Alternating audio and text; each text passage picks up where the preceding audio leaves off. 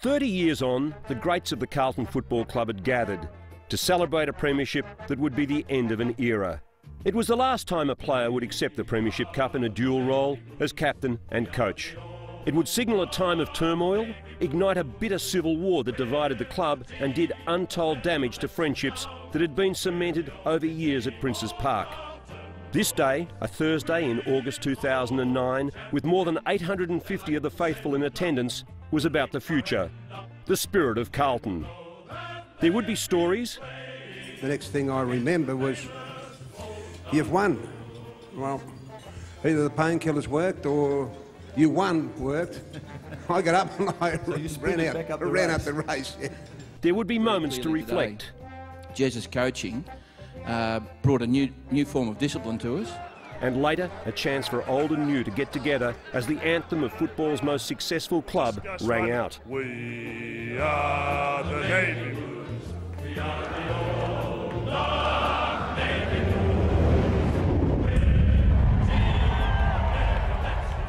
And just loved being able to being part of this striving for excellence at the highest level, and I think that's and of course the fantastic teammates, the friends you make out of all this it's just lived on, and it lives right through to today, and we still enjoy each other's company, and we had a lot of success together, so it was fantastic. And look, I must admit, right through before I got to Carlton, I hated Carlton. I barracked for Richmond as a kid, and obviously went to South Melbourne, then Sydney, and I didn't like Carlton at all. But you get there and you realise the history and the tradition of the place, and the will to win. I think that was the greatest thing about the place, the expectation to succeed, and you know that's how it should be. I mean, you pull a jumper on, you're expected to win. And I ended up playing in a couple of finals, and you know I came out of the desert from Western Australia, and I ended up playing in 3 football clubs in finals, and playing at the top level in Victoria under one of the best coaches. So I'm very happy about that. Oh, I guess Ron Barassi, he was captain coach, which was just amazing. John Nichols was first ruck, Serge Silvani ruck rover, Adrian Gallagher was the rover. You had Gordon Collis, the Brownlow medalist. I was just in awe. You know, I was just a teenager, a kid from Brunswick, and all of a sudden to be training and playing with them, and also playing at Princes Park. You know, the Heatley stand, kicking home with the Heatley stand behind you. So, just the suburban ground and the Carlton atmosphere. The earliest vision of an AFL match featured Carlton. It was the 1909 Grand Final against South Melbourne in front of 37,000 at the MCG, 100 years ago. And even then, 12 years after becoming an inaugural member of the fledgling Victorian Football League, Carlton was in the headlines. After 3 successive flags, the Navy Blues had replaced superstar coach Jack Worrell with skipper Fred Pompey Elliott due to player dissatisfaction.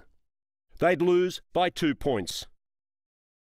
There would be back-to-back flags in 1914 and 1915 under the coaching of Norm Hackenschmidt-Clark, a player in Worrell's hat-trick. Clark had the distinction of being involved with the club's first 5 flags. Apart from the 1913 season, Carlton finished in the top 4 20 out of 21 years. It would not be until 1938, however, under playing coach Brighton Diggins, that the Blues would win again. With Harry Soapy Valance up forward and playing his last game, Carlton would break a 23-year premiership drought in front of 96,000 at the MCG. They would defeat a star-studded Collingwood by 15 points, with rover Jack Hale best of field. Among the stars were Mickey Crisp in the centre, Jack Rout, who'd finished with 4 goals, and Diggins. Centre-half back Jim Francis would later coach the side, while half-back flanker Bob Chitty would become one of the most feared hard men in the game. Chitty would have his day in 1945. He would captain the Blues in the grand final against South Melbourne at Princes Park in a game that's entered football folklore as the Bloodbath Grand Final. Carlton won by 28 points, becoming the first team to win the flag from 4th position under the McIntyre system. And Chitty would not let his admirers down. He'd be suspended for 8 matches. That was a time when in 45 Carlton played Essendon at Essendon about the 4th or 5th game and were beaten by 100 points. And then it was a time when young fellas were coming back from the war service, and sort of we won 13 out of 14, if I remember rightly, to get into the finals. And it was a great great camaraderie between the players. 2 years later, the Blues would appoint West Australian Ern Henfrey as captain. He'd played 2 games with the Blues in 1944 while in the RAAF, and after a bitter clearance wrangle, won his clearance. He would take his side into the grand final against Essendon. The Blues had finished top of the ladder. Bert Deacon would win the club's first Brownlow medal and would share the best and fairest with the 25-year-old skipper Henfrey. On grand final day, in front of 85,000, with 44 seconds left on the clock, Carlton, under coach Perce Bentley, would snatch victory thanks to a snap goal from first-year player Fred Stafford. The Blues by a point. Henfrey best of field. I can remember him hooking it over his shoulder as it was yesterday, yeah. Good feeling? Yeah, great feeling. Actually, just before that, I'd run round the boundary and I couldn't get possession of the ball. The boundary umpire was obviously behind me, and I'd hit the ball across to Ray Garvey, and Ray had kicked a goal. And then the boundary umpire gave it out of bounds, and the ball had to go back. Of course, the score didn't count. But interesting enough, on that, Ray Garvey met the boundary umpire some years later, and he confessed to him that he didn't know if the ball was out or not. He said the crowd gave the decision. More than half a century later, in 2005, Hans and his 1947 teammates paid a nostalgic trip to the middle of Princes Park as the Blues played their last game there. In 1949, the Blues again made the grand final against Essendon. Again, Henfrey was in stunning form, winning the best and fairest. But on this day, with rising superstar John Coleman kicking his 100th goal for the season, the Bombers won by 12 goals. On and off the field, Carlton was in turmoil in the late 50s, and in 1959, Ken Hans took over from his great mate Jim Francis as coach. It would be a move that shattered their friendship and divided the club for years, but propelled Carlton up the ladder. Youngster John Nichols won the best and fairest that season. John James won a record third best and fairest in 1961 and took out the Brownlow medal, but the Blues were well down the ladder, finishing 8th. The next year, it all clicked. Silvani was in brilliant form. He'd win the best and fairest. Tom Carroll would kick 62 goals to win the VFL goal-kicking title. And with John Nichols, the game's premier ruckman, Carlton would finish 4th. At the end of the season, Carlton had sort of been guaranteed that they're going to finish in the 4 and sneaked in, and it had been the first time for a while. And it was quite interesting. We played Melbourne at the MCG last home and away game in the rain, and I think we kicked 5 goals for the day, and we got thrashed by Melbourne, and we had to front them up the next week, which was a bit unusual to play them in the first semi. And of course, in that game, and it was quite interesting in itself that John James was 19th man in that game, and who had been the previous year Brownlow medalist. Gordon Collis was playing centre forward, and I played on a wing. I remember coming off late in the game with cramp, and John James came on and scored the winning score for Carlton, and we got up by, I think, by a point or 2 points. Under coach Ken Hans and skipper Graham Donaldson, they would defeat Melbourne in the first semi-final by 2 points.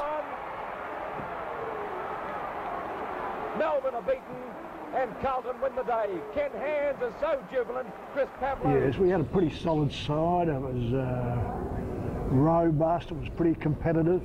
And in those days, though, there was no finesse about how your tactics were. It was all about going in hard, knocking them over, tackle hard, and kicking long. There was no flooding or playing to one side or playing the centre square. It was all around the boundary line. A fortnight later, they would draw with Geelong.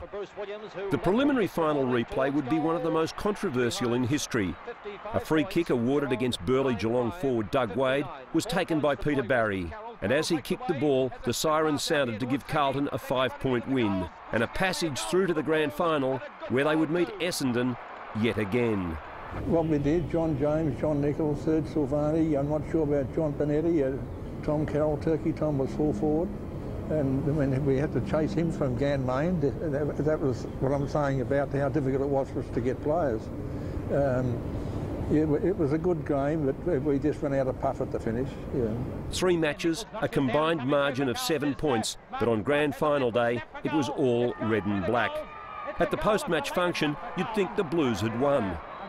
We're the team that never lets you down. We're the only team all Carlton knows. With all your champions, we call to hand us, we call to end us, and then you'll know that we've been playing against the famous old dark blues. Well, may we say congratulations on behalf of all football fans watching our World of Sport today on a job well done for this 1962 season. Well, that's been one of the big thrills for me today, Ron, has been the people congratulating me in defeat. So apparently Carlton has endeared themselves to the sporting public of Melbourne, and to be congratulated in defeat, well, I think that's a great compliment. We've got Johnny James and his wife Maureen. Johnny, you're glad it's over? Oh yes, it's been a great long season, Lou, and we've played many finals over the series, and we would have been much happier if it had finished up with us winning, of course, but it's a shame, but still we're quite happy. Maureen, are you proud of him? I'm very proud, Lou. I couldn't be more proud, I don't think, with his personal effort. A bit disappointed about Carlton, but still. What about, is it breakfast in bed tomorrow morning for Johnny? Oh, yeah. I'll be first to get up and get it from Maureen. Why's that, John? Oh, well, I've been going pretty well over football. Does she wear the pants in the house, does she? John, they want to say, come on. I mean, I have to give a point here and there, you know. And what about next year to you, Johnny? Well, I have to stay at the school I'm at for another year, Lou, and I don't think I'll leave Carlton. I don't think I could play anywhere else in Melbourne, so it's not that I feel as if I walk into the side, it's just that I like just to hang around there anyway, put it that way, for another year. 1964 would be a year to remember. It was the year that Gordon Collis polled 27 votes to win the Brownlow, but things had to change. The Blues under Hands and first-year captain Silvani finished 10th, their worst ever result. The goal kicking was won by a first-year player, Ian Nankervis, with only 18 goals. And a Progress Party, led by club dentist George Harris, would sweep to power. 64, we finished 10th, which was 10 out of 12, which was the lowest Carlton had experienced in the history of the VFL at the time. And at the end of the year, a new group came aboard, led by George Harris, and that was quite interesting. I can remember one day in a game in 63, Ken Hands threw George Harris, who was our club dentist, and didn't think he was a very good one at that, but he was our club dentist, and threw him out of the rooms, wouldn't allow him in there before the pre-game address. And I can still remember George Harris saying, "Ken, I'll be back, and the first person that goes will be you." And subsequently at the end in December 64, George came back with a reform group, and of course Ken went, and as a result of that, the reform group convinced Brassey to come across from Melbourne at the end of 64. It was a big move for him, obviously, and he took some time to make up his mind, but at that time Carlton had had a complete change of committee as well. And that probably turned out to be a good thing, because the committee at Carlton at that time was basically run by a few people and living a long way away. They didn't get to the practice matches, well, not the practice matches so much as training nights. And, you know, George Harris was a pretty strong sort of a bloke, and it probably needed something like that to kick the club along. Ken Hands would depart, and to the club would come the biggest name in football. In a few hours, the Carlton Football Club Committee will sit down at the committee table to make one of its most important decisions, to appoint a coach for 1965. Today it became known that Melbourne champion Ron Barassi is an applicant for the position of playing coach. Ron, we believe that a week or so ago you indicated that you were not interested in the position at Carlton. Does this suggest a change of mind? And if so, the reason for the change? Yes, it does. Carlton have since reapproached me, and I've had second thoughts on it, Ron.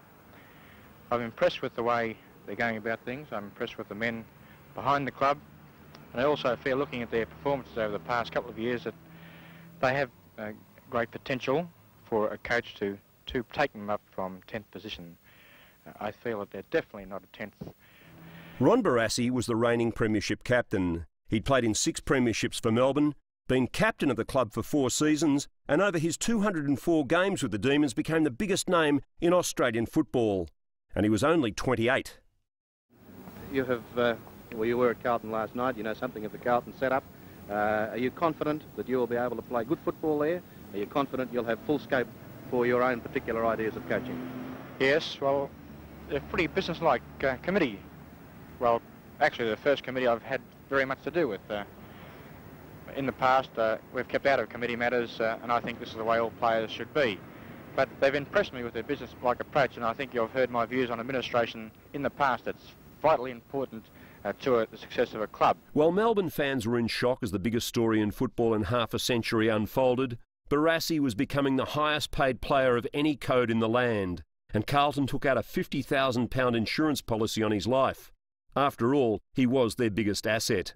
From his first game against Hawthorn in round 1, the new playing coach of the Blues, donning the famous number 31, breathed new life into the club. While the results would not be immediate, the Barassi philosophy was taking shape. The hardest thing in football I ever did, really, to change clubs. In fact, I changed my mind a couple of times, and it was nothing to do with trying to frisk any extra pounds out of Carlton. It was nothing to do with that at all. I just rang up and I said, I just can't do this. In 1965, the club recruited Brian Quirk. A year later, a ruckman from Tasmania named Peter Jones, a centreman from Wonthaggi Way named Ian Robertson, and a tough defender in Vin Waite. In 1967, the side was taking shape. The Blues outsparted North to win the services of Alex Jezelenko from Canberra, paid Myrtleford $2,000 for Brian Kekovich, and plucked a local schoolboy named Walls from Coburg. If Carlton had trouble in recent years kicking goals, the problem was quickly solved. Jezelenko swings around onto his left foot, he's hooked it! One of the things that I had to do as a playing coach was I had to win over the players at Carlton, because only 6 months before I was a deadly enemy. And I decided just to be my natural self. If I'm not going to crawl to players, I'm not going to curry favour with players. I'm just going to be me, which is direct, and I'll say it like it is, and I'll rely upon my sincerity to convince them that I want them to be as good as they can be. It was great because he introduced a format to what you were doing on the football field. He had rules. It was like virtually a kindergarten class. When he first arrived there, we'd have classes through January, February. We would, after training, having a training run, it was organised.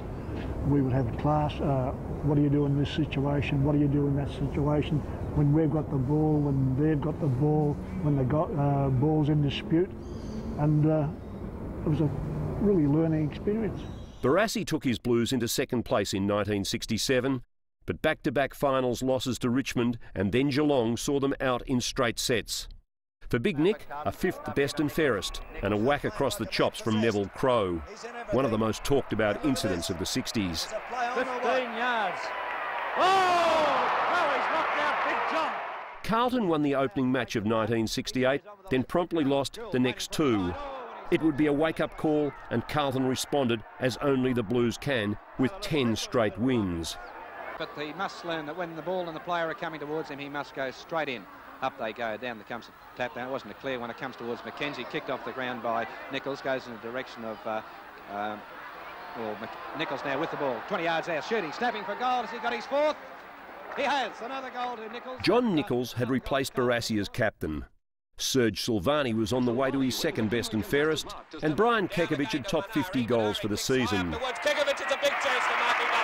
They would finish second on the ladder, but after losing to Essendon twice during the season, defeated them in the second semi and would meet them again on grand final day. Kicks forward, here's a go. It bounces, it's bounced through almost. Yes! I played back pocket that day, changed on the ball with Serge Silvani, and the miserable bugger gave me 2 minutes on the ball. Then he said, get back to the back pocket, kid. The 1968 grand final saw Carlton score less goals than Essendon, a rarity in itself. But at the final siren, they were 3 points ahead. It was the signal for wild scenes.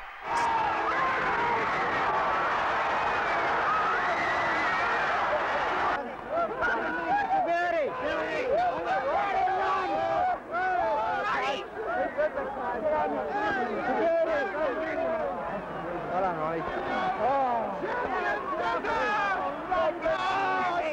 done, Ronnie.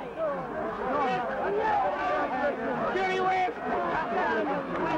Go on, Bruce. Well done. They just played well. What do you think of that gag? Shirley. Right, Ronnie. Shirley, son. Go on, you gag there, you son.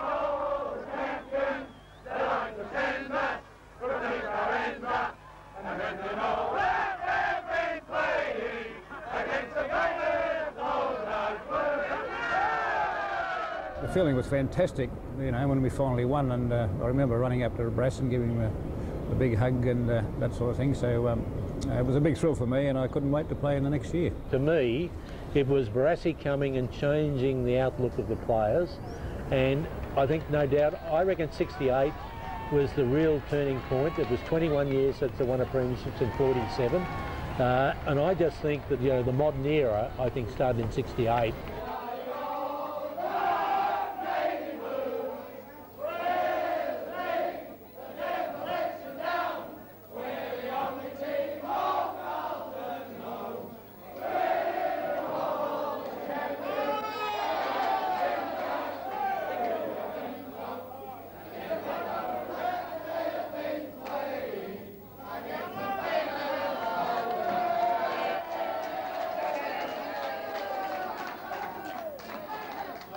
For the reigning premiers, there would be an incredible start to the season. A win over St Kilda was followed by a round 2 encounter with Hawthorn and one of the most incredible displays of firepower in football history. On his wrong foot goes for a handball to Collins. Collins back to Nichols. Now his boys balance plenty of distance. Drives the ball right up the well. Jesselenko can't control it, but it's well it was. The final scoreline saw Carlton 30-30-210. Percy booted 7, Jesselenko 6. But those who were at Princes Park still marvel at memories of a 12-goal last quarter. Simply breathtaking. The battles between Carlton and Collingwood would be among the most torrid of the season, and the game's greatest rivalry would flare up in round 4. Oh, God, Ratney. This could be a real Donnybrook if they keep this up. It's on for young and old now out here. It's going to be slaughter. Mark won't be played his play on, however. We find Nichols trying to get a hand pass out to Gallagher, but it's been picked up by Quirk. Quirk tripped. It's been set. Hello. Something on there. The Blues lost the first bout by 10 goals, but in round 15 returned with a vengeance. Inside they fly through. It comes down here to Gallagher. Gallagher racing around, pushes it over towards Jesselenko, but Jackson chips in. He's in a bit of trouble. He's still going though. Look at the speed of this fella. A hand pass to Walls. Walls snaps. With 15 wins apiece, the Magpies and the Blues would finish 1969 in first and second places on the ladder. And on second semi-final day, a record 108,000 saw Carlton split the game wide open in the third quarter. Snaps a shot at goal from that hit out. It's high. Will fall short. Croswell punched away, but Sid Jackson cutting the Pies to pieces with 4 goals. He hooks it back into Jackson at centre half. Oh, look, he's just playing around with him now. Jackson's low, kick at goal. Beautiful. Beautiful. On grand final day, it would be Tom Hafey's Tigers, the premiers of 67 against the premiers of 68.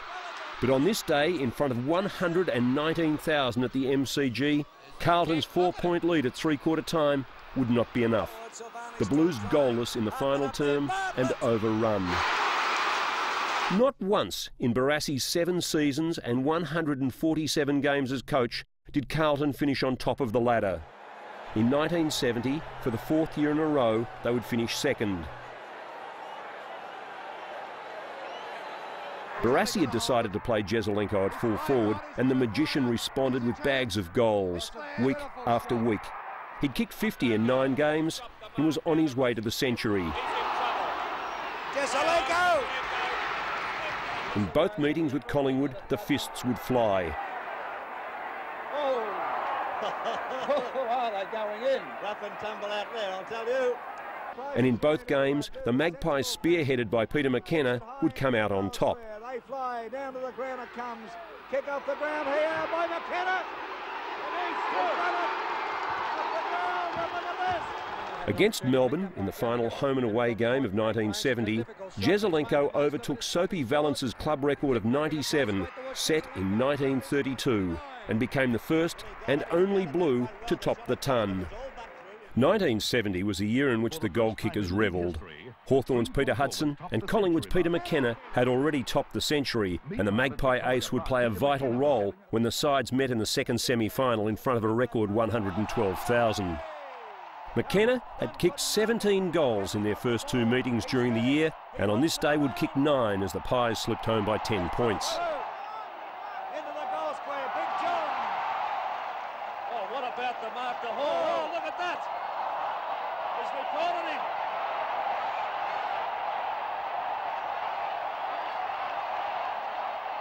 The tribunal that followed was one of the most talked about in years.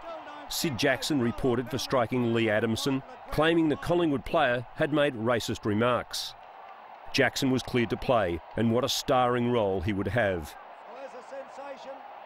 The grand final of 1970 is regarded as one of the classics. It's still up there today as the marquee grand final thrill, and it was a combination of a lot of things, including, yes, moves by myself, but the players themselves, I mean, they're the ones who actually did it. They're the ones who should take the credit.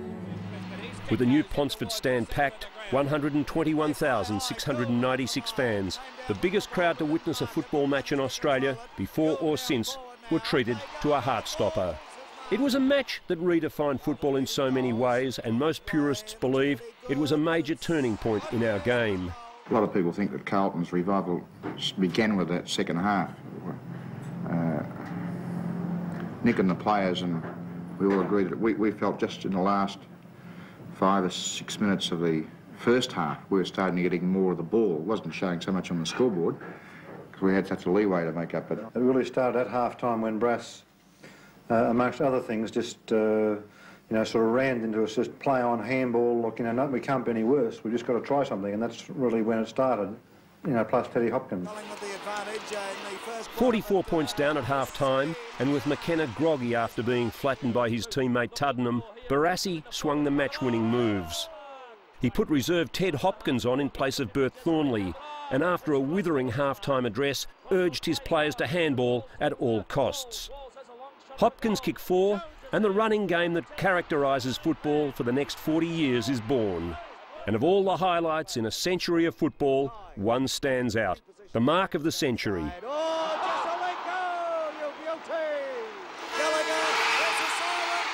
Carlton would win flag number 10 by 10 points.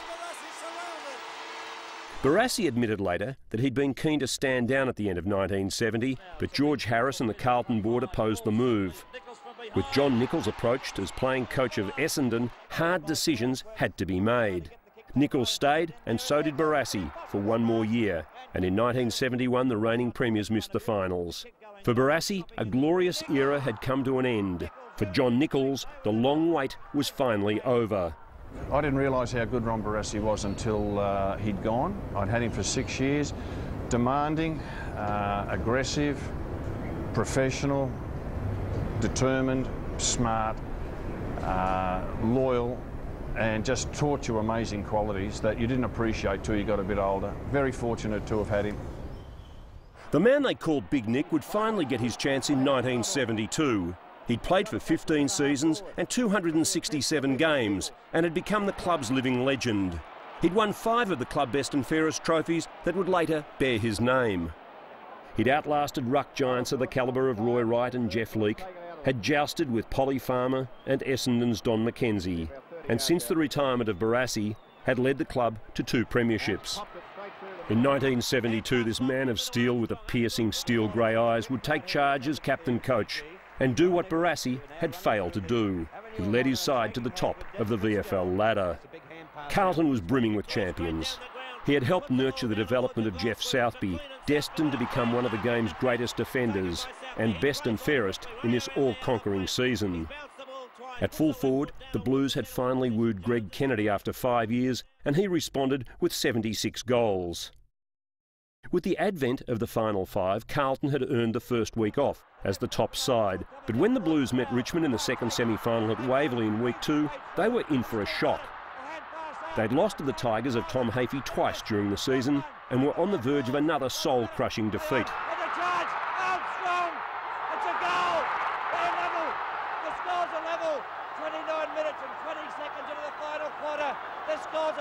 A goal to Barry Armstrong would level the scores with less than a minute to go. Play on centre wing on the outer side. Neither team with a chance to score at this stage. Gallagher comes out, hooks it back around toward Jezelenko. Jezelenko at half.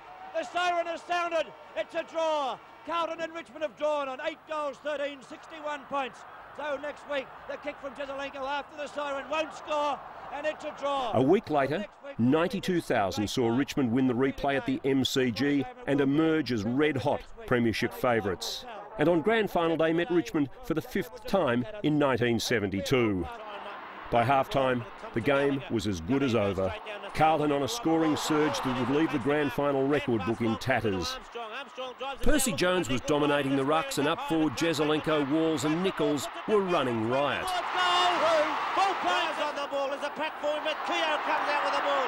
Keogh runs around and Clay drives it towards the big one. It's another one to come. Richmond have a 17-point deficit as Jeff Southby kicks out a little bit high, but still 65 yards as McCullough almost gets the mark. There's the man of the moment. Barry Armstrong going once again on his left foot, picks out Sid Jackson, who takes the mark coolly under pressure there. Goes wide to the flank, and he'll find Robert Walls here. Walls got the run in on Hunt, runs around everybody there.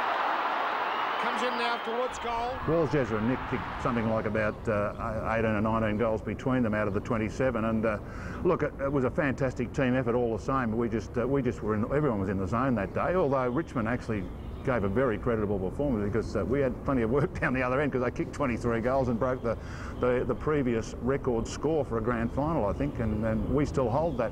The 28-9 we kicked that day, we still hold it. So I think that particular day really got Richmond's back up because they were hot favourites, and that resulted in them really coming back hard in 73. Having a go at each other right through the game. It's up towards centre half forward, Kevin Hall.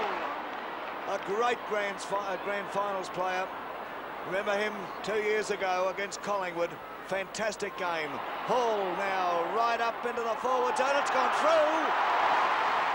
You know, we just concentrated mainly on putting our strengths in our forward line, that we had to, you know, just going with one thing. Our defence, we didn't worry as much about our defence, and we just concentrated on trying to kick, you know, a bigger score than Richmond, which probably sounds, you know, an old cliche, but that was the style of play really in those eras. Back towards the centre of the ground goes Jones. For the newly crowned premiers, 1972 had a chilling anticlimax at the Australian Team Championships in Adelaide. There, the Blues met one Malcolm Brown. It was a meeting that left an impression on many of them. To make matters worse, Carlton lost the fight to the bulky West Australian and the championships to North Adelaide. For many Victorians, this telecast from Adelaide gave them their first sight of the outrageous Mr. Brown. Within 2 years, he was throwing his weight around in the VFL. Carlton won 9 of its first 10 games in 1973. The one defeat was to a Richmond side hell-bent on avenging that grand final loss. With Percy Jones in super form, Rod Ashman establishing himself in the side, all Blues supporters had their eyes on September and another showdown with the Tigers. Here's Jackson with it now, throwing the ball out in front of him, and then still for another bounce, showing a lot of skill. Drives it in towards full forward, looking for Chandler. One now! Oh, what a mark! Chandler has a chance to whittle down the deficit.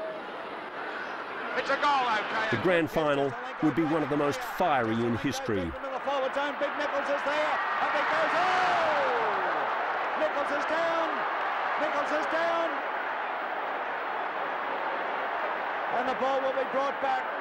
That particular day, Fowler gave me a hard knock in the first quarter early, And whilst I felt I was all right, you know, I know now looking back on it afterwards and after the game that I probably didn't have a good enough liaison between, you know, being the general on the field and my non-playing members off the field, and I didn't realise at the time, and they didn't realise that I'd been probably stunned as much as I was, but I felt that the biggest thing in '73 was the loss of Keogh and Armstrong before I started, and I think as results proved it afterwards that you know, our roving division that year was really horrible on the day. The Blues would leave the MCG battered as the Tigers celebrated a 5-goal win. There was just no love lost between the two when we were out on the field, and yeah, all sorts of things. Some fantastic football was played, and there was a few other incidents in which I was a victim of at one stage, particularly in that '73 grand final. In round 5, 1974, John Nichols eclipsed Ted Whitten's VFL record of 321 games. But 4 weeks before the end of the season, he was told by Harris that his glorious career had come to an end.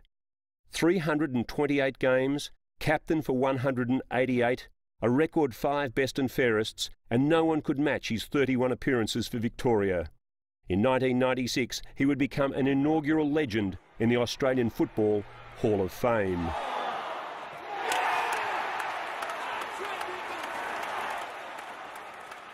Carlton would miss the finals. Alex Jesaulenko would step in as captain in '75, with Nichols directing his troops from the bench. Carlton would have a magnificent season, and after 14 rounds were 13-1. But then the rot set in.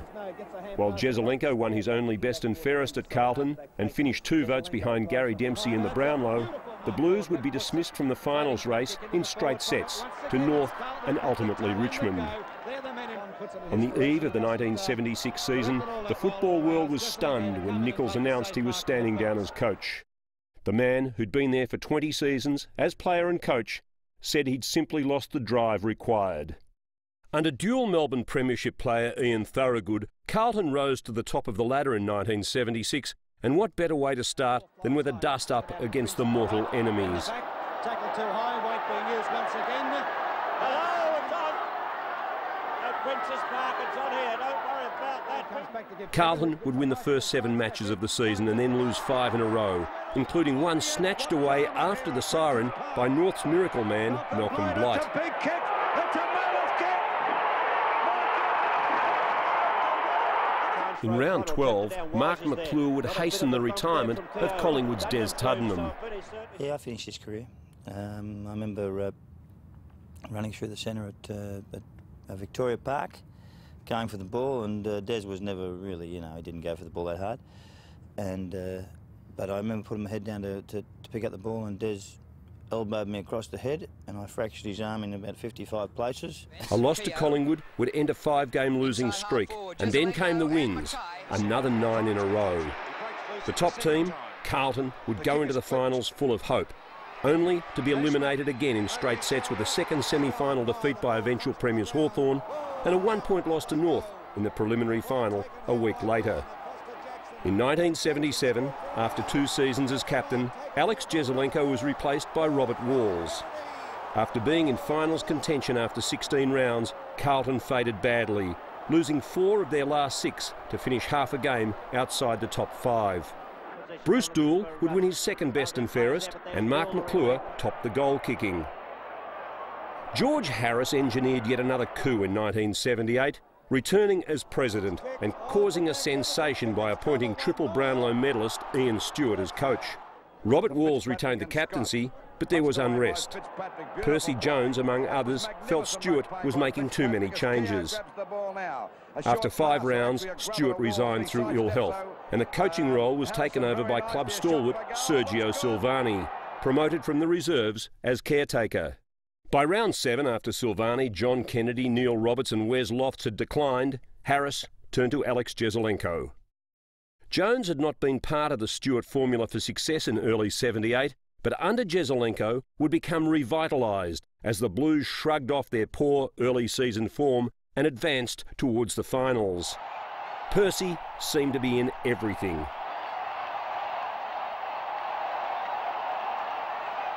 The final match of the season attracted massive crowds to Moorabbin as the Blues aimed for the double chance and St Kilda for an unlikely place in the top 5 at Geelong's expense.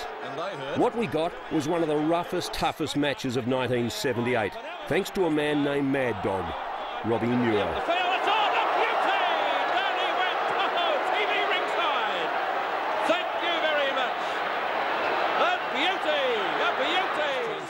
Under Jezelenko, the Blues moved into the finals. They'd won 13 of their last 16 games and trounced Geelong at Waverley in the elimination final. He's going to have a shot. Though he hand passes over the top. Into the forward pocket it goes. The hand pass comes back to Cataccio. And he shoots. A week later, they bowed out to Collingwood in the first semi-final. Here it goes. Whack. That caused a report. And as you can see, something else as well. Under Jezelenko, Carlton was the outstanding team of 1979. There would be moments when Jezza was tested. There were lighter moments in the sensational 70s, like the day Mark McClure bumped into the galloping gasometer, North's powerhouse, Mick Nolan. Oh, well, it was quite interesting. I was playing on Ross Glendinning at the day, and I was never once known to chase very well, but when Ross got the ball, there was no hope of me catching him. So I put it out, and I was told by all coaches you had to chase. So I chased, a token effort with my head down, bobbing and wobbling, and all of a sudden, just as I looked up, Mick Nolan, who hadn't moved for about 10 minutes from the centre bounce, I just ran straight into him, fell over on the ground. 19 wins, the brilliance of Mike Fitzpatrick, a mosquito fleet led by the likes of Buckley, Sheldon, Keogh and Marcoux, and all stages in Mackay, Southby and Dool. This was a mighty team. Grand Final Day 1979, the MCG heavy from overnight rain, the opponents, the old foes, Collingwood. If there was a defining moment, it was this, late in the final quarter. But he can't catch him. Harms fires at the goals, but he's off target. It's rolling towards the boundary line, and Harms almost makes ground. He tips it back to Sheldon. It's a goal! Oh, what a goal! If you don't mind. Wayne Harms would win the inaugural Norm Smith medal. I think Peter Landy asked me to come back and say something, and I couldn't because I was emotionally, I guess, emotionally charged at the time. But look, again, I've been on record as saying that I thought it was sentimental because Peter Francis and Wayne Johnson were certainly two great players on the day. Billy Pick and Russell Olsen until he was injured, and yeah, a little bit embarrassed to have it, but at the end of the day, I won't give it back. Off the field with his ankle injured, Jezelenko would return to accept the Premiership Cup. 2 hours later, Alex Jezelenko was named Sportsman of the Week on a special Saturday night edition of World of Sport on Channel 7 with host Ron Casey.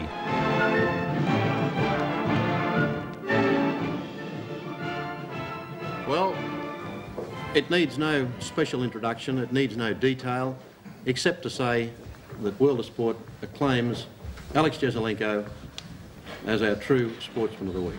Here.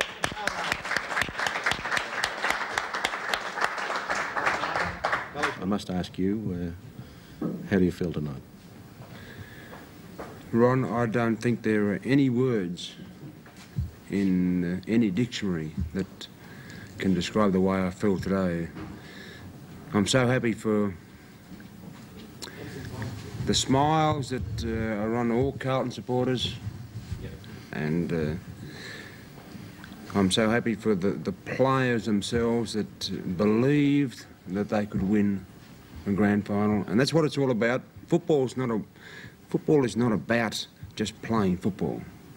Football is about winning a grand final, and they have worked very, very hard since last November for this flag, and all these little things count, Ron. All little things count, and it's not just me that guides them through there are many, many, many people that work behind the scenes, and I might sound a little bit, Please do. Please do, because there are hundreds of thousands of people who are watching tonight who are sharing this moment with you, and we want them to do that. Well, you want them to. All I can say to you, Ryan, understand is how you feel. I feel so proud for all Carlton supporters, and mainly for those players that wanted to win this flag. And they did. And they Great did. captain, coach. In the months ahead, Jez's star plummeted. The off-season drama culminating in Jesaulenko and his president George Harris standing down. It was one of the most bitter feuds in the club's history.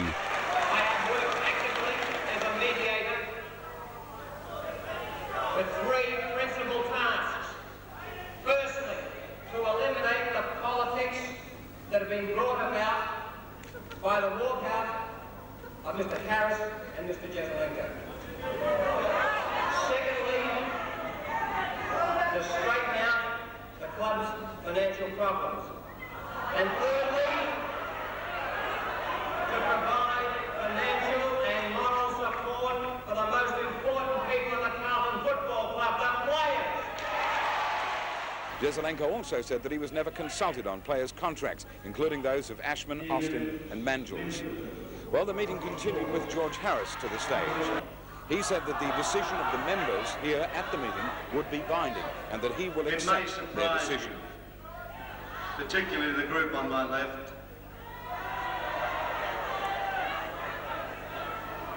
that I do have some supporters in the Carlton Football Club.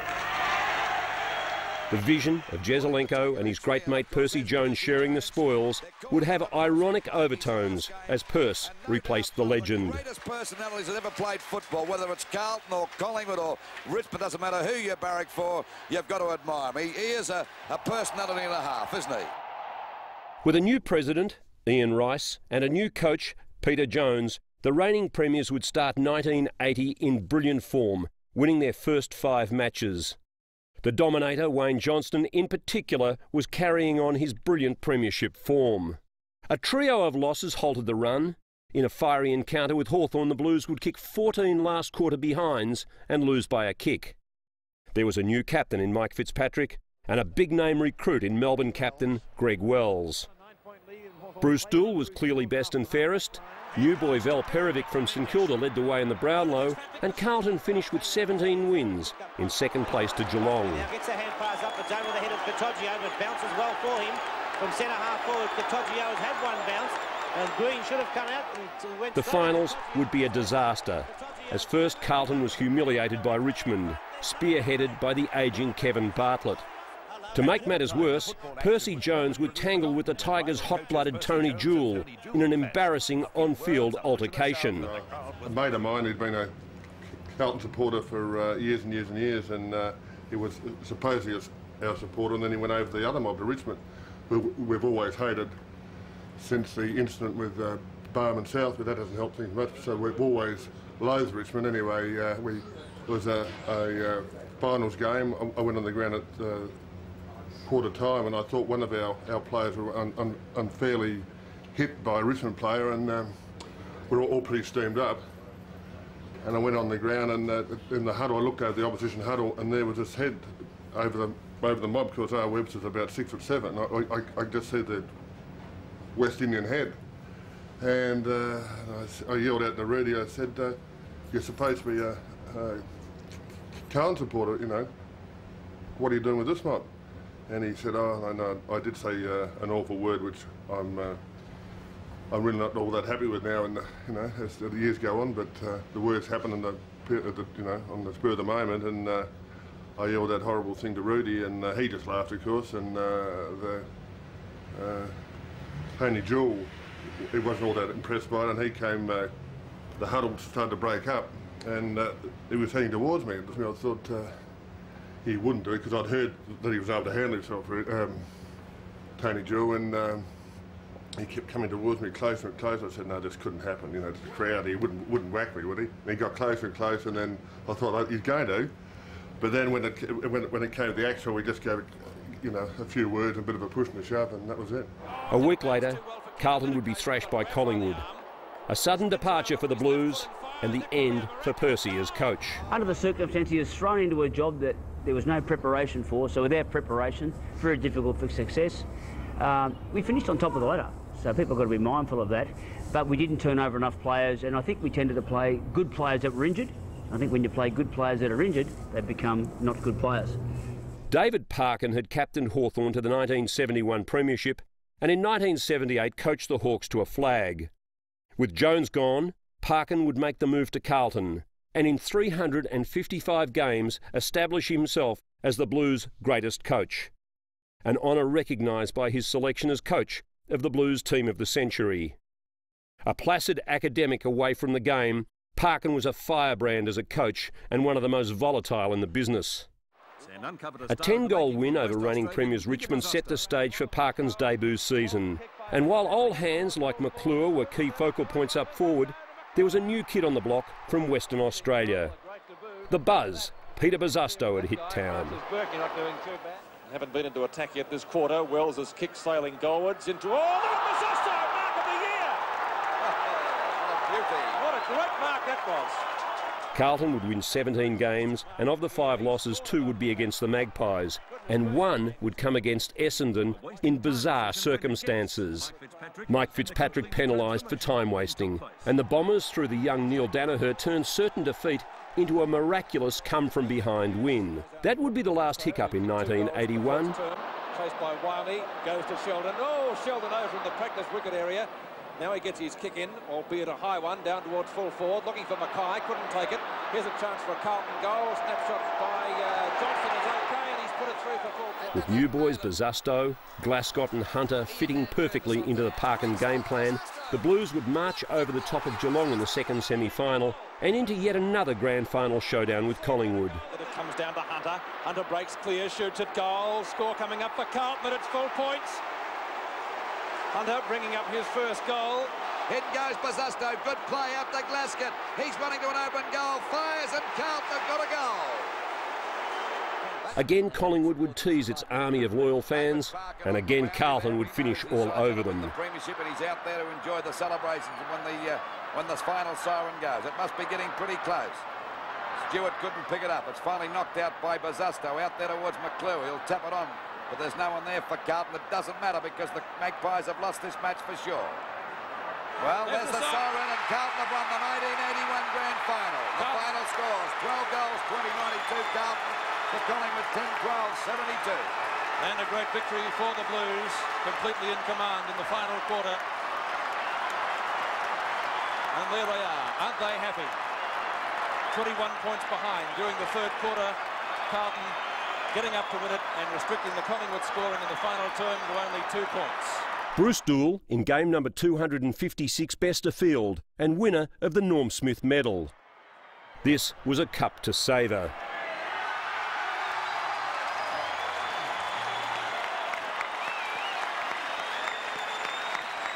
That's the moment everybody waits for, Lewis. The flag was unfurled in the opening round of 1982. And after a promising start, the Blues had to fight to halve the points against Fitzroy. But it's cold play on as Dool gets it across to Marku, and as Marku puts it up to Johnson, he dummies, puts the left foot forward, up towards the goal square, almost, well, good piece of shepherding by Montgomery, a great goal by Johnston, wonderful teamwork by Carlton.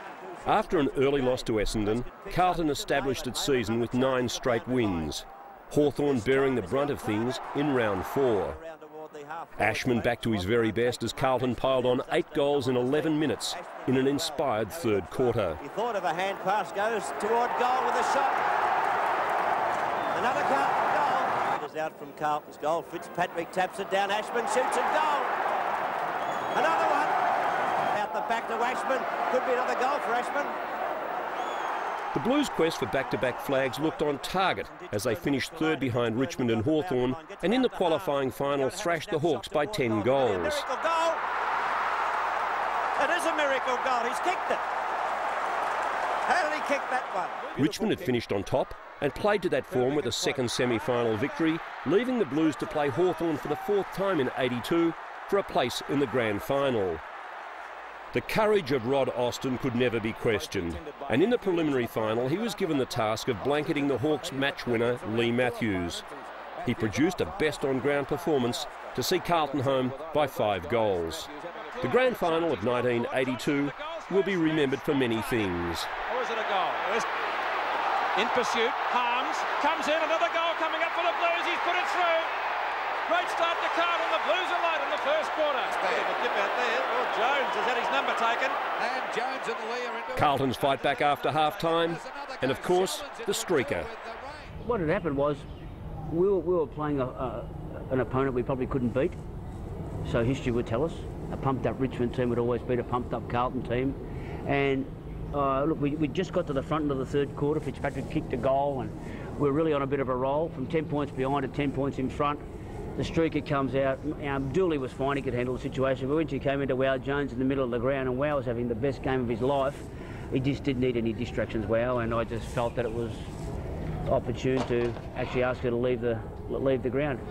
Richmond would score only 3 goals after half-time, Carlton 8. And premiership number 14 meant Carlton had won 3 in 4 years. Out it comes there, and the mark couldn't be taken by Dunn. Tapped on by McClure very smartly.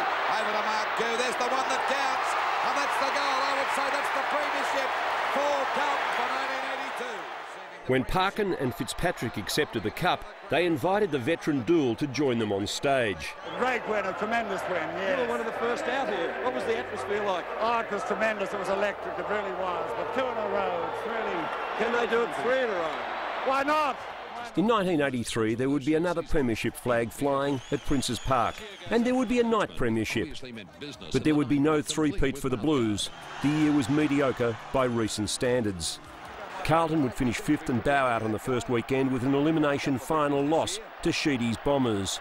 Bruce Dool and that famous headband in the thick of things. That's one of the worst things you can do to the flying Dool, mate, taking the headband off. Yes, Kevin Ablett tried that in the night match here a few years ago, and Dool went berserk. It's like taking a ball-headed man. I think young Bahajar thrown it over the fence.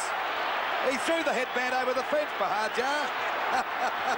There would be one change. Ian Rice stepped down as president, and the incumbent, one John Dorman Elliott, would make the club his own private fiefdom over the next 20 years. The playing list too would be hard hit.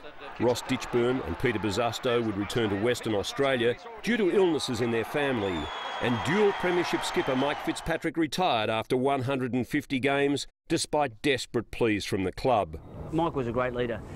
Look, I was lucky enough to come into Carlton at 79, and I think Fitz had just come back from overseas, and he was a little bit maligned in terms of performances. And in 79, his final series was outstanding. 81, his series was outstanding, and 82, his series was outstanding. So, on-field performances were phenomenal, and off-field, obviously. It was a good club to be a captain of. Parkin trained his men as hard as they'd ever trained over the summer of '84, and in the season opener they whipped North by 137 points. They kicked 11-1 in the second term alone. New boy Warren Ralph, living up to his big West Australian reputation, kicking 9 on debut. Carlton would finish 3rd on the ladder, but again faced a disastrous September blowout, losing to Hawthorn and Collingwood in successive weeks. Jeff Southby would end his illustrious career in 1984. He'd played 268 games since joining the club from Sandhurst. He'd won 2 best and fairests and was acknowledged as one of the greatest fullbacks in football history. To the club in 1985 would come 2 champions. One was a youngster named Stephen Silvani, the son of former captain Serge, and the other a blonde-haired wingman from the Swans named David Rhys-Jones. I was in the second year of a 3-year contract, and the Swans let that contract slide. So I had a 30-day account after the last game, and they had to pay me by then. If they hadn't paid it, the contract was null and void, and they didn't pay in time. So basically, they showed no reason to really want to keep me. While Silvani was just a starry-eyed boy from Marcelin, the papers were full of the Rhys-Jones story from the start. When I arrived at Carlton, I just considered myself as any other young guy starting out, and I did everything they did, and I think I was fortunate that it only sort of took me 6 reserves games before I made senior footy. So, and then I played the remaining 13, 14 games, whatever it was that season. So I had probably established myself fairly quickly, which made it a lot easier. So that pressure of having to, carry the name or being Serge's son wasn't there. Oh, it's a shocking kick. Oh, that is bad play by Zantuck. An easy mark taken by Steve Silvani, the ex-Marcelin College schoolboys. For David Parkin, it would signal the end of phase 1 of his coaching career at Princes Park. Since the '82 flag, the Blues had lost 4 straight finals. And when you've been around the football traps like I have, you build up friendships in all domains, and certainly, you know, I see a great future for Carlton, and I think I want to stick with the winner, so I suppose I'll be barracking for them in the short term. Parkin bombshell barely died down. Carlton produced another with its appointment of former triple premiership player and captain Robert Walls, to the intense fury of Fitzroy, who claimed to have signed him for a further year. Meanwhile, Robert Walls is returning home to Princes Park, replacing David Parkin.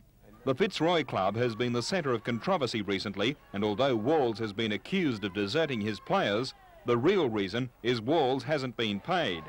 Today, Walls said, "Football is a sport, but at VFL level, it's a business." 1986 was a year of change.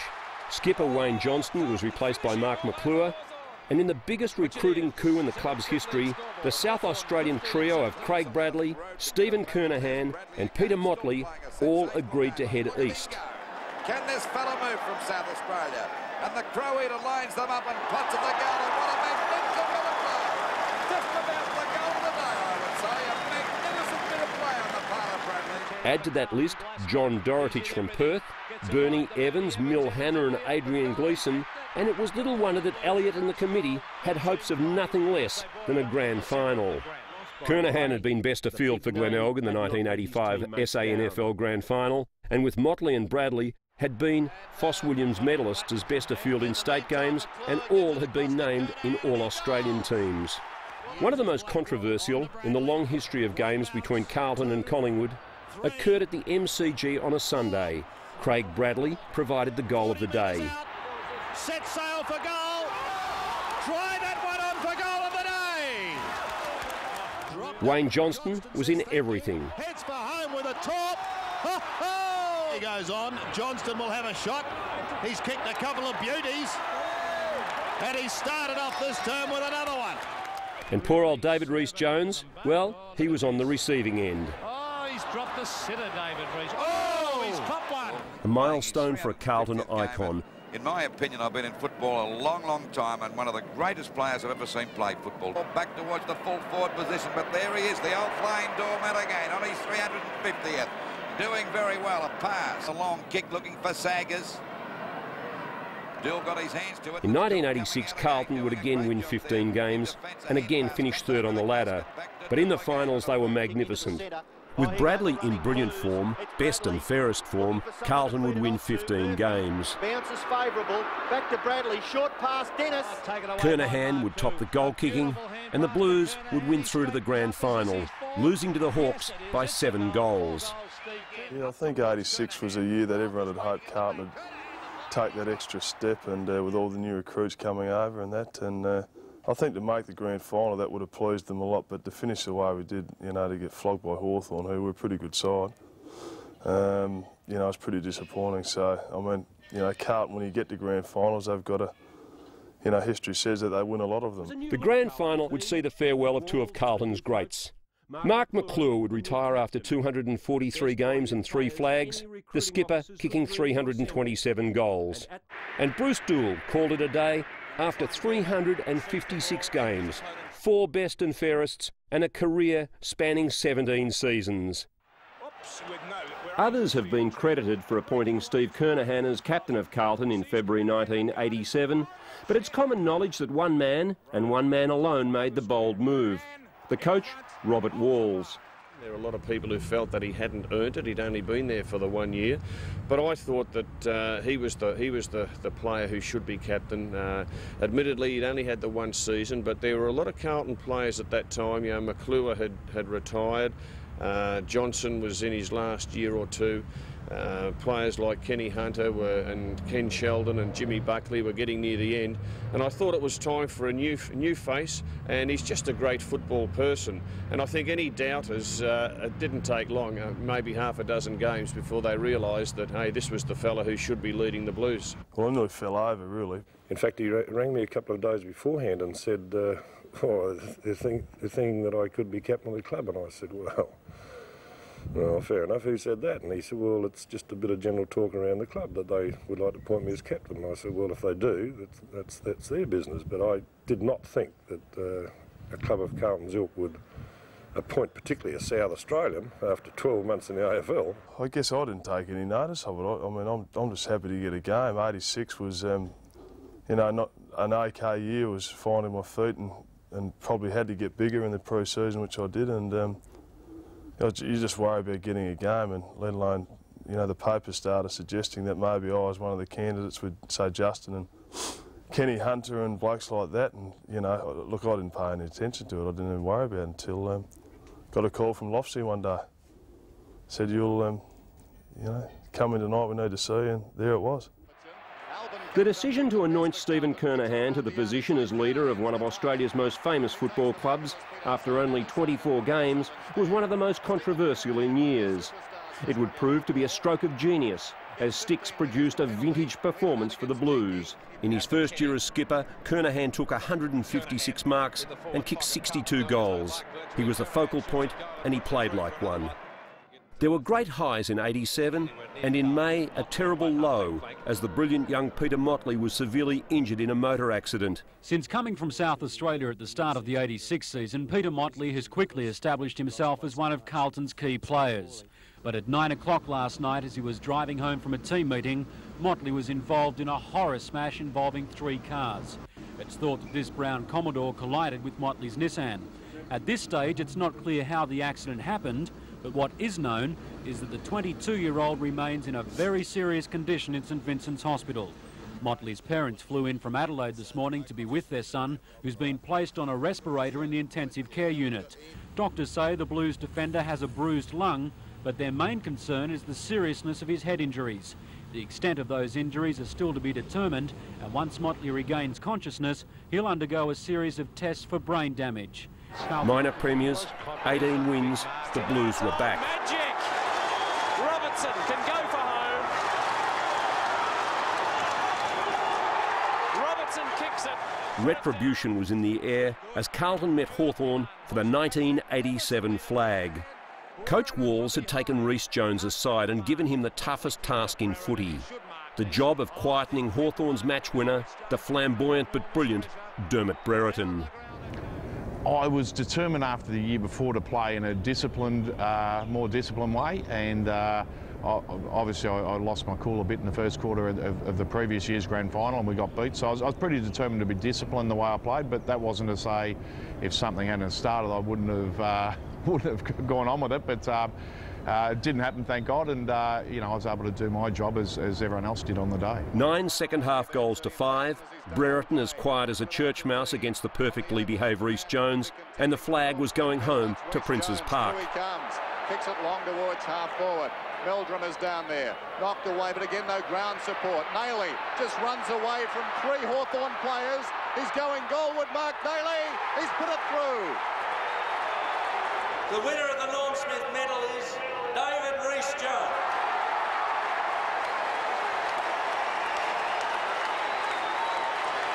The presentation of the Norm Smith medal.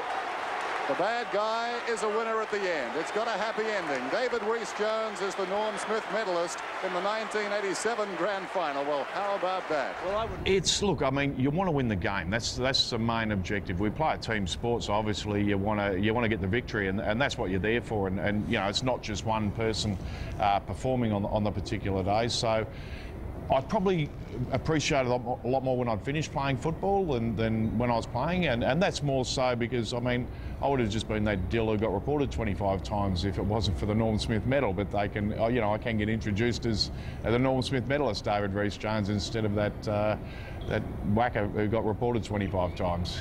First-year skipper Kernahan and Robert Walls, the boy who'd come to Carlton as a 16-year-old, accepting the trophy.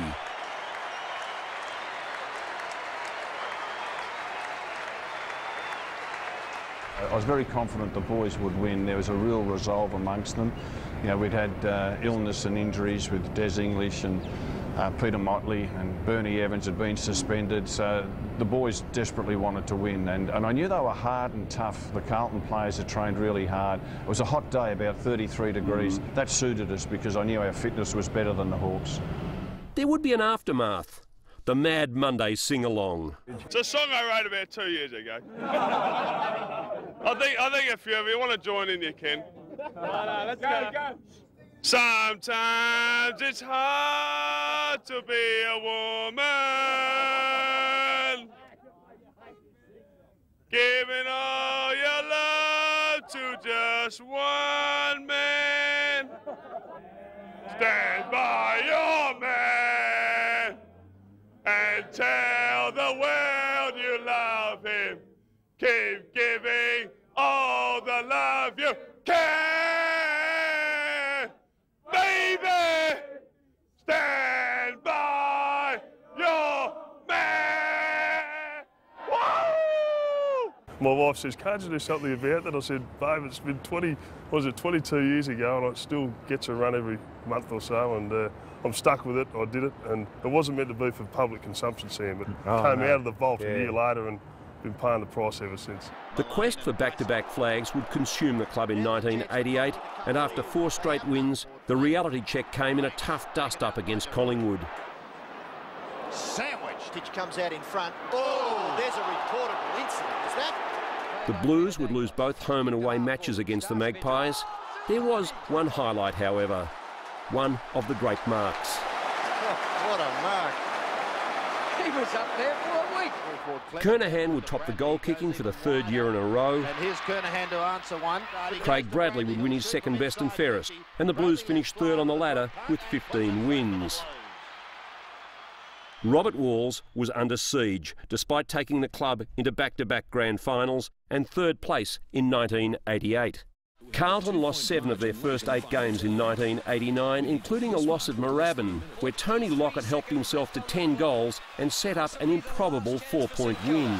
They trail by 2 points. Tony Lockett.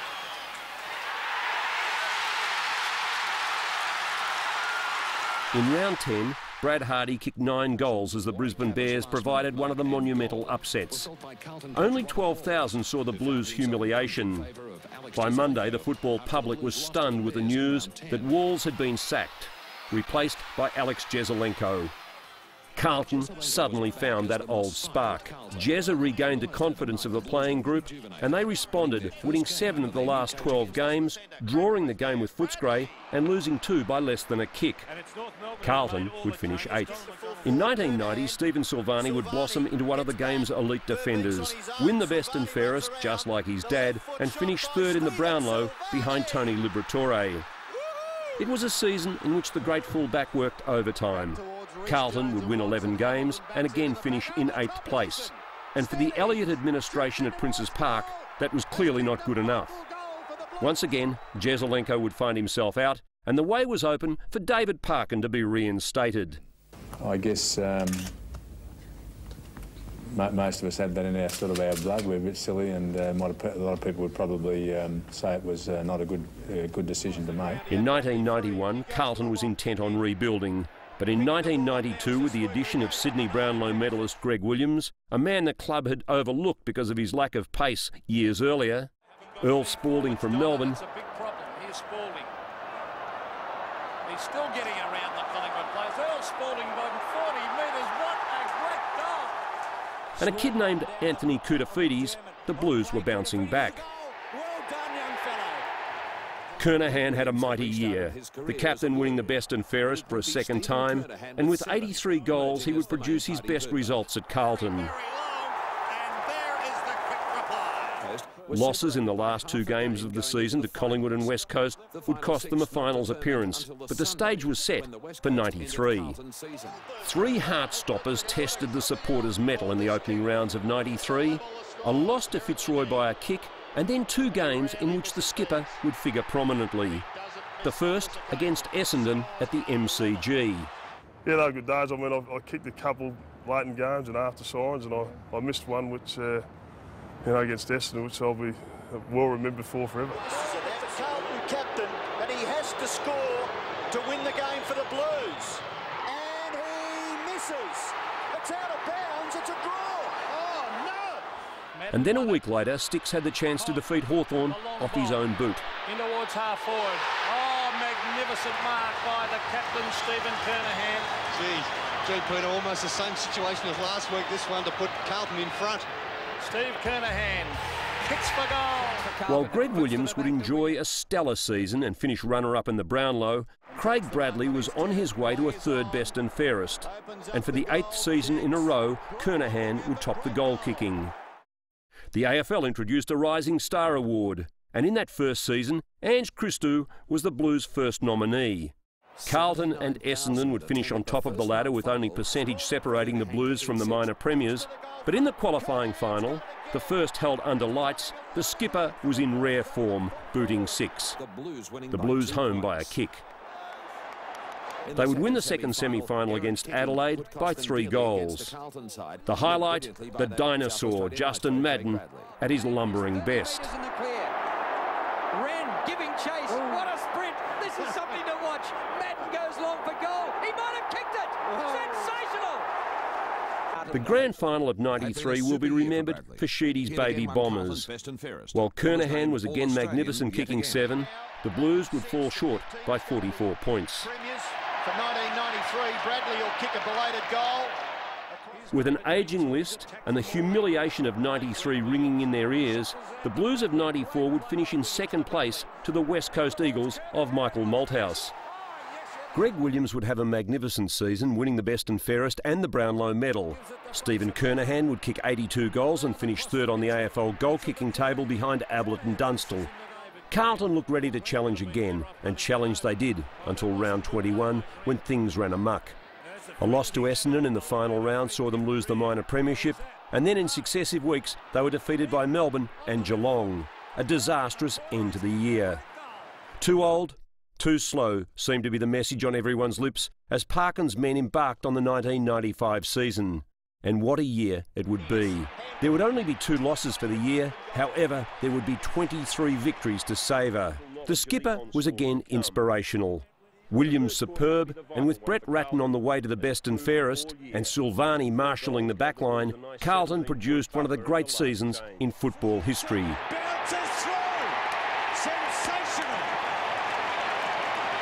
There would be magic moments as Justin Madden reached his 300th game.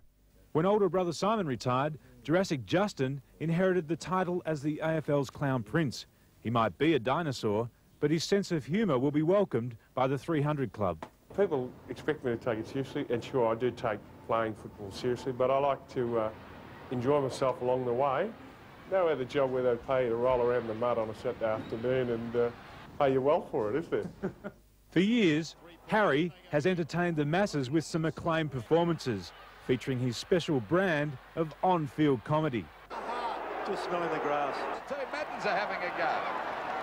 It's only brotherly love. And while there are plenty of highlights over his 15-year career, the goal he kicked in the second semi-final against Adelaide in 1993 remains a favourite. He might have kicked it. Sensational. The only time I've heard the crowd laugh with delight, I think, more than cheer. The Blues would face a stern test against Brisbane as the Walls-coached Bears made Carlton work every inch of the way for a 13-point qualifying final win. A night final at the MCG, and for the first time a preliminary final would be televised into Melbourne. It would attract massive ratings despite a crowd of 72,000. Long kick to Kernahan. They double team him. Pearce at the front. This has worked all year. The hand pass to Williams. The kick bouncing. Cafe lets it go for a goal. Good North. 3 seasons here. Hogg back to Pearce. Could almost kick this Pearce. Left foot. Gee, that's good. It's a goal. That's it. For the first time it would be Geelong and Carlton. The Blues aiming for a 16th premiership. The Cats for their first since 1963. And on a dull, overcast day in Melbourne, 93,000 were on hand for a game tipped to be the most fiercely contested of the modern era. For second in this game, Tim McGrath tries to take the ball in front of himself. This is Scholl for the Cats. He's tackled by Clappe. The ball hits the ground.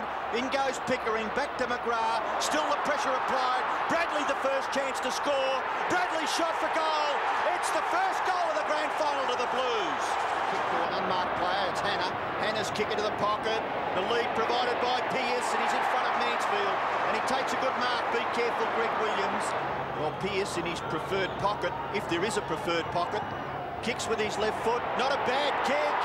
The Blues have got their 4th on the board. He's alone, and he's sprinting now towards left half forward, the veteran.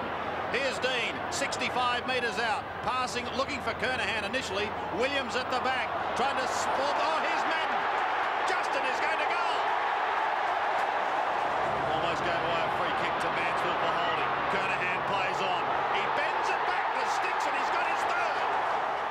By half-time, it was all over.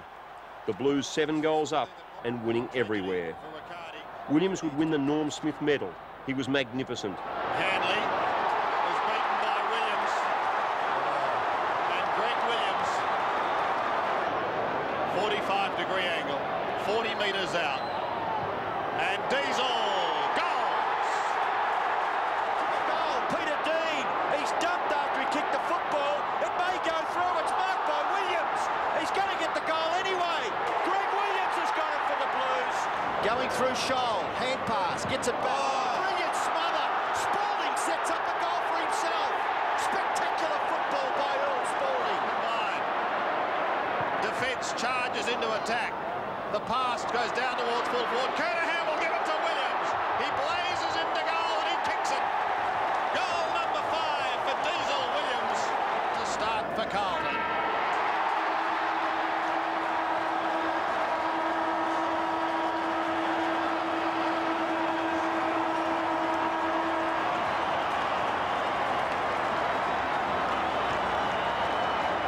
It's just sinking in.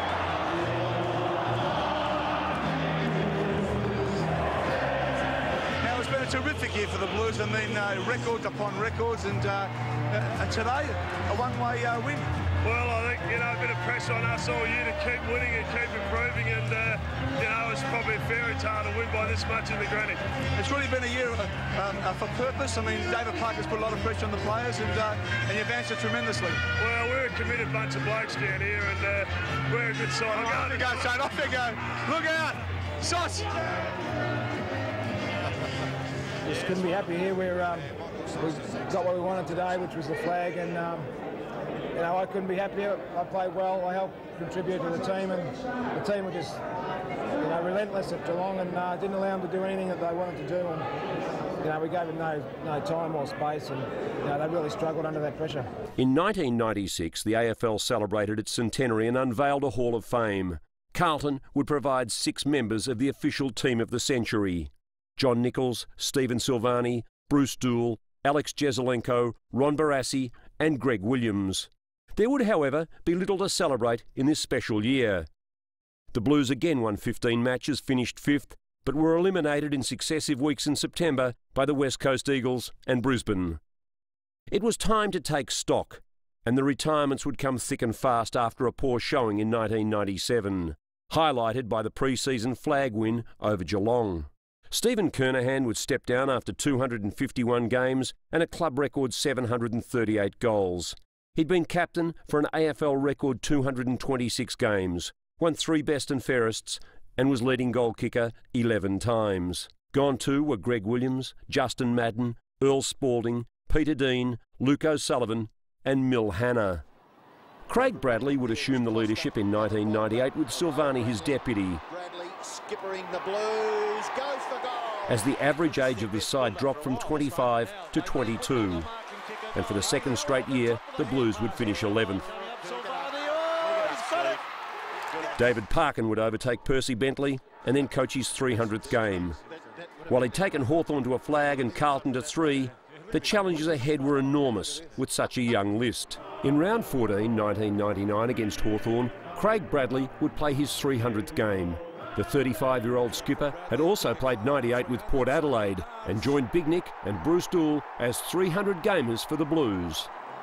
When you first come over, you're just trying to crack it in the big league, I suppose. You're trying to prove yourself and get a game. You don't think about 300 or anything like that. So as the years gone on, it's been great.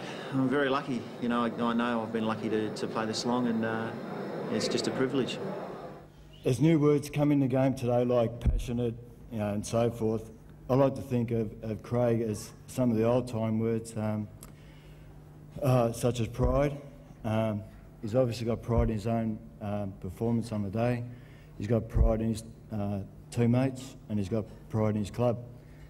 He's also, another word is respect. I think he's earned the respect of his teammates and the opposition, and he's also earned the respect of all his supporters throughout Australia, which they're all here today. Thanks very much. Carlton would finish 6th in 1999 with only 12 wins and a modest percentage. Ruckman, Matthew Allen had been a revelation and would win the best and fairest and finish 4th in the Brownlow. The Blues hadn't troubled the top 3 teams and in the qualifying final lost to Brisbane by 12 goals. Still, he keeps on going, and look at this. A 9-goal win over the West Coast in the semi-final breathed new life into the club and set the stage for a preliminary final against minor premiers and red-hot flag favourites Essendon. After leading the Bombers by 4 goals at half-time and with Camporeale in brilliant form, the Blues watched as Essendon turned that deficit into an 11-point three-quarter-time lead. With Stephen Silvani inspiring his players at the final huddle, Carlton would snatch a most improbable win.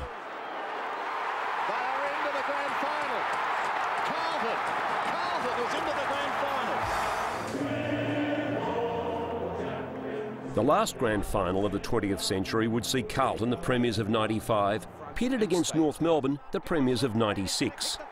Early promise was snuffed out by injuries to Brown and Murphy. The Blues would struggle in the third quarter and eventually go down by 35 points. There was a changing of the guard at Optus Oval. Parkin was handing more and more responsibility to his offsider Wayne Britton. After 5 years with the Blues, Wayne Britton is a ready-made senior coach. David Parkin is realistic that it will be sooner rather than later. We don't win the game this weekend, and this might be my last dance around Optus Oval as a coach of some kind. I think Wayne Britton would be an outstanding coach, as he already is, and hopefully he'll be given that opportunity. Brett Ratton and Scott Camporeale were in best and fairest form. Cooter was superb, while Whitnell was having his best year in front of goals. He bounced his way inside 50. He can go all the way. In round 20, the undefeated Bombers and Carlton drew a record Friday night crowd of 91,000 to the MCG. With Matt Allen sidelined with a knee injury, Bradley and Koutafidis off early, the Blues were gallant but not good enough. Anthony Koutafidis was the most talked about player of the year. His knee might be in a protective brace, but his future couldn't be any more assured. Football's most exciting player delighted to have penned his signature to a monster 5-year deal. I guess it's always good news now to be signing a new 5-year deal to end my career here at this club where I've basically grown up at. With Cooter out for the rest of the year and Bradley missing with a hamstring, Carlton would struggle. The team of the year, Essendon, would hit the injury-ravaged Blues in the preliminary final, ending Carlton's dream and bringing the curtain down on Parkin's magnificent coaching career with the club. He'd been at the helm for 355 games over 15 seasons for 3 premierships. It was time for Wayne Britton to take command. Carlton would beat Essendon in the 3rd round of 2001 and finish in 5th place on the ladder. There were major changes, major milestones. Hamill had stunned the club by moving to St Kilda. Silvani announced that after 312 games, he was retiring. Cooter won the best and fairest. He's kicked the goal! Cooter has kicked 5! And Craig Bradley equalled Bruce Doull's club record of 356 games. There would be an elimination final thrashing of Adelaide, but the next week the Blues would be eliminated by Richmond. It would be their last finals campaign for 8 seasons. After the 2002 season, Elliott was sacked as president, a position he'd held for 2 decades. His term ended when the club was found to have breached salary cap conditions, prompting large fines and other penalties. He would be replaced, as president, by former CEO and premiership player Ian Collins. For Wayne Britton, his time was also up. To the club would come the most successful coach of the 90s, North's Dennis Pagan. Pagan had his heart set on playing for the Blues in the mid-60s, but was dumped by Barassi without playing a senior game. He returned with the club at its lowest ebb. In his 5 seasons, Pagan would take the club to back-to-back wooden spoons, to 15th twice and to 11th.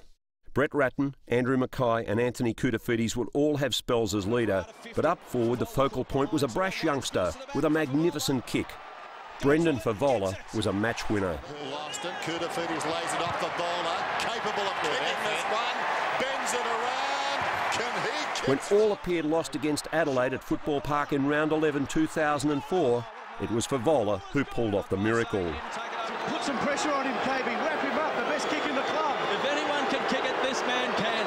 Favola stands his ground, starts to bend it back. Carlton are in front. Favola's kick 7. There would be premierships of the pre-season variety, and Favola was in the thick of it. In 2005 he kicked 8 goals, won the Tuck medal as the Blues led handsomely, and then faced a final quarter onslaught from the Eagles. Months later, Carlton bowed to the inevitable and made its playing headquarters the Dome at Docklands. Princes Park had been home for 109 years, but on May the 21st, 2005, there would be pomp and there would be ceremony as the greats gathered to say farewell. For Pagan, there was a football match to be won. And it's the last game that we're ever going to play here for premiership points. In 2006, another wooden spoon, but up forward, Brendan Favola was in rare touch, kicking 84 goals for the season and taking out the Coleman medal. 2007, another pre-season premiership as Nick Stevens won the Michael Tuck medal and Favola kicked 4 and the Blues defeated Brisbane in front of 46,000 in the grand final at the Dome. With 6 rounds to go, Brett Ratton would step in to replace Pagan. This morning the Carlton Football Club board met and decided not to continue with Dennis as senior coach in 2008. As a result of this decision, it was decided in the best interest of all concerned that Dennis finished today, and hence that's why we've called this media conference. So. Of all the recruiting coups engineered in Carlton's history, few excited the faithful like the signing of West Coast superstar Chris Judd. It's been a pretty hectic few weeks, and obviously doing trades are never easy. So I was relieved to have it done, and I'm pretty sure I'll never have to go through it again. The best footballer in the land was immediately appointed captain and set about fixing the losing culture that had permeated the Blues. In his first season, 2008, he would win the best and fairest and the admiration of every Carlton fan. With Favola kicking 99 goals and a top-quality midfield boasting the likes of Mark Murphy, Nick Stevens and Bryce Gibbs, the Blues started winning matches. After the humiliation of losing 14 in a row over the 07-08 seasons, the Blues won 10 to finish in 11th place. Off-field, the business worries of billionaire benefactor Dick Pratt forced him to stand down as president. The club's saviour during harsh financial times, Pratt would hand over the reins to Stephen Kernahan. Carlton's climb up the ladder in 2009 was partly spurred by Pratt's battle with cancer, and when he died in April, the Blues were shattered.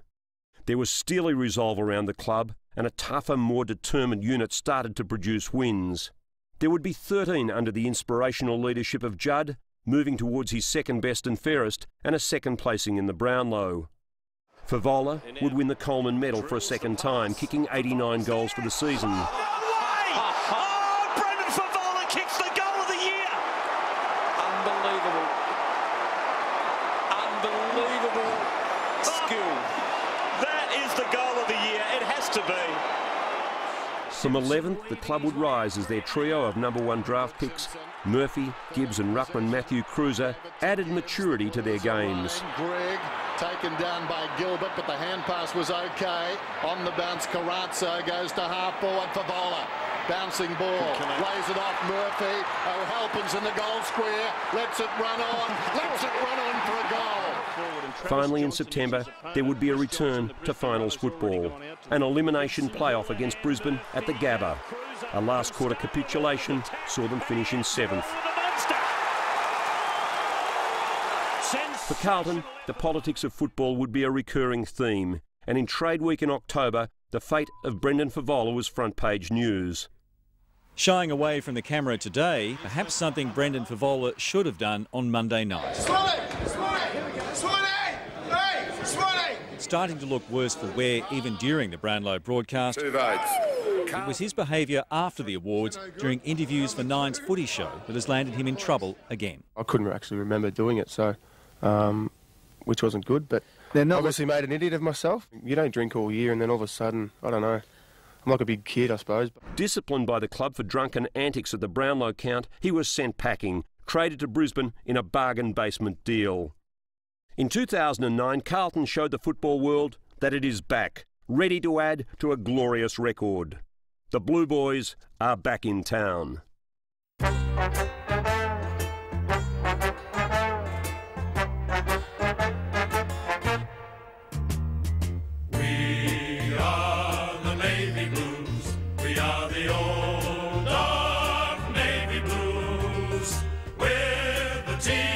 That you down. We're the only team old Carlton knows. With all the champions they like to send up, we'll keep our end up, and they will know that they've been playing against the famous old dark blues.